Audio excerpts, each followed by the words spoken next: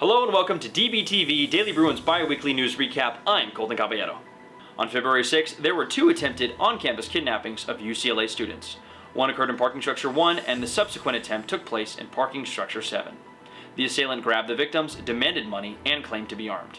The suspect has still not been detained by authorities. As a reminder, always call 911 to report a crime in progress. Non-emergencies like suspicious behavior can be reported to the UC Police Department at 310-825-1491. A 7.8 magnitude earthquake caused immense devastation in Turkey and Syria on February 6th. An estimated 39,000 people were killed. Then, on February 20th, just 2 weeks after the initial catastrophe, a 6.4 magnitude earthquake and a 5.8 magnitude aftershock hit the border between Turkey and Syria. Vice Chancellor for Equity, Diversity, and Inclusion, Anna Spain Bradley, will be stepping down from her post. Her new role will be the Special Advisor on Strategic Planning and Values for Executive Vice Chancellor and Provost Darnell Hunt. She had served in her previous role since September 2020 with notable contributions including her UCLA EDI Education Series and the creation of the UCLA EDI Civil Rights Office. The second annual Black History Month Blood Drive was hosted on the Hill on February 5th. The blood drive focused on creating more awareness about the value of having a racially diverse blood supply. Less than 1% of available blood supply is a full match for patients with sickle cell disease, a disorder that primarily affects Black individuals. For more information about donating blood, visit the UCLA Blood and Platelet Center in Ackerman Union. Now on to Gavin and Cecilia for our sports recap. I'm Cecilia Schmitz. I'm Gavin Carlson. And this is your sports recap.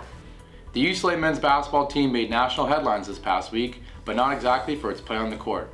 While recent wins against Stanford and Cal extended the Bruins' win streak to 23 straight home wins, many were shocked to see the Bruins ranked just number 8 during last Saturday's March Madness bracket preview.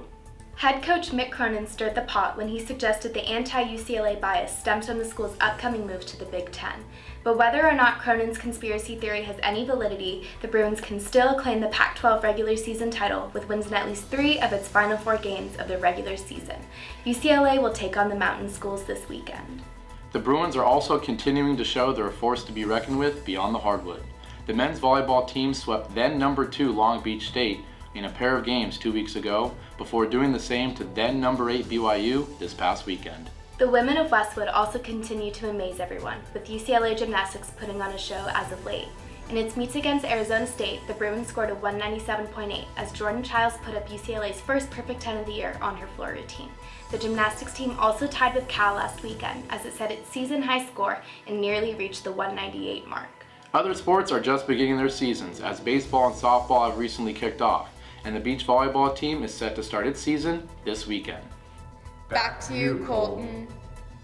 Thanks, Gavin and Cecilia. Well, that's all for this week's episode of DBTV. I'm Colton Caballero, and we'll see you in week 9.